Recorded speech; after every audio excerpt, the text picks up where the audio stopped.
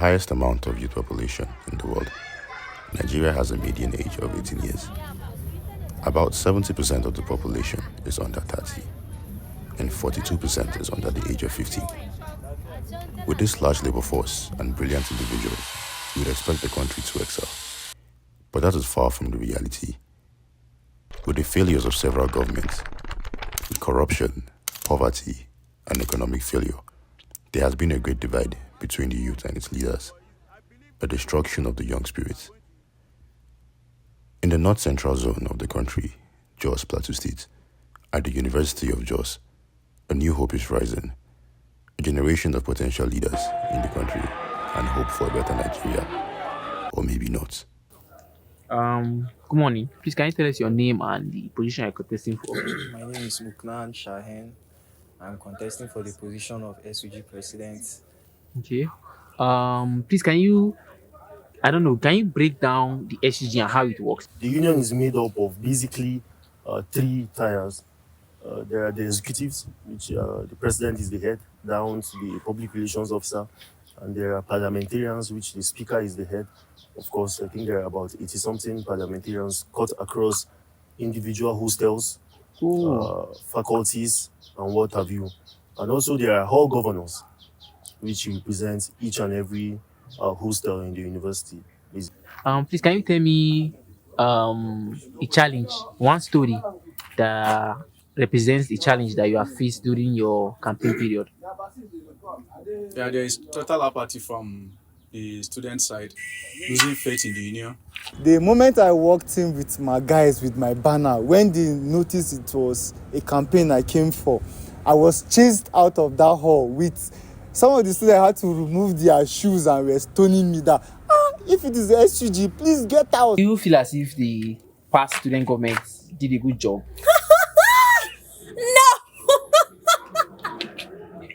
No, they did not. Why is that? Please, they did not do a good job. First of all, they represented us poorly, very poorly, during the issue of a school fee hike. And then the way they abandoned everybody after the elections. I felt, at least to an extent, they should have participated in the student protest to pay solidarity, no matter what. Even though deep down we knew that the protest would be inevitable because we are Nigerians. Right on my midst of my exams, where I later paid my school fees. So I don't know what this institution will do with me. I don't know if I'm writing or I'm carrying over. So For an election to be complete in Nigeria, you must have your main components: corruption. Parties have walked out of the collating centers claiming fraud and rigging in the vote counting process. Discrimination. Apathy. The last general elections recorded a voters' turnout of 34.75%. This was the lowest record in history on the history of Nigeria's democracy. And electoral procrastinations. This begs to ask the question, did we learn?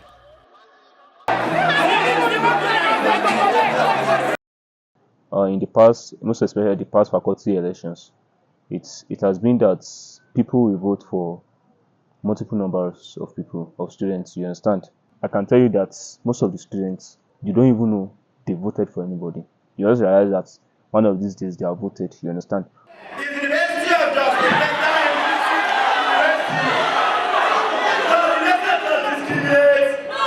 then why will you not interpret the right?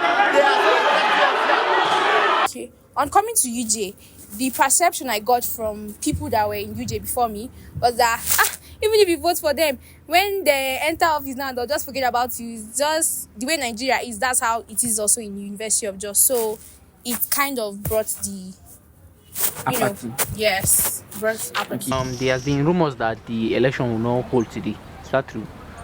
Yes, it's not longer a rumor, that's the reality.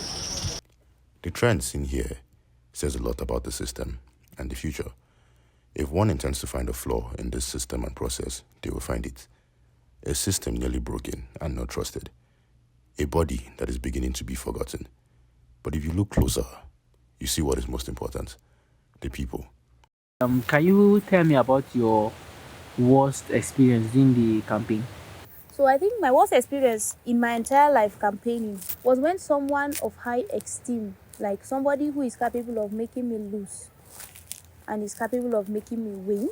You know, we call those people stakeholders. I went to see him, and then I think it was in Ring Road, so I went to see him, and then this person attempted to like sleep with me.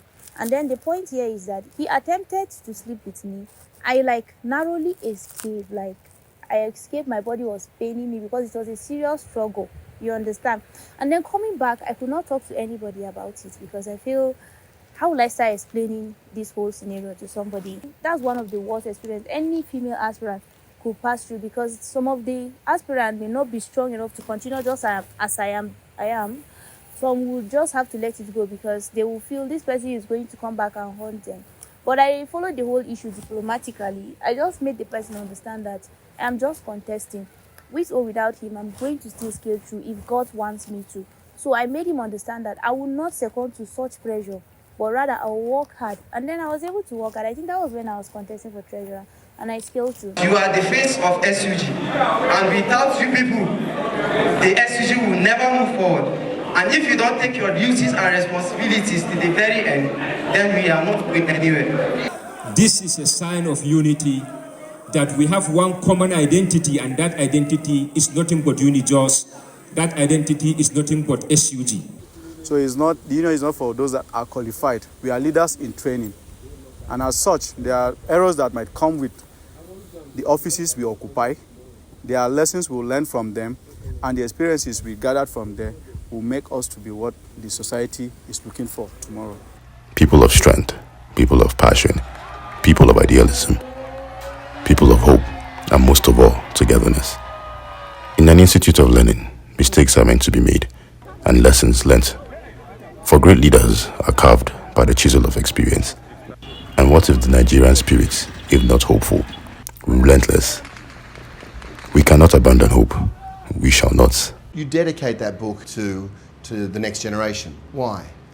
Because I have hope for them, because I think that their Nigeria will be better than my Nigeria.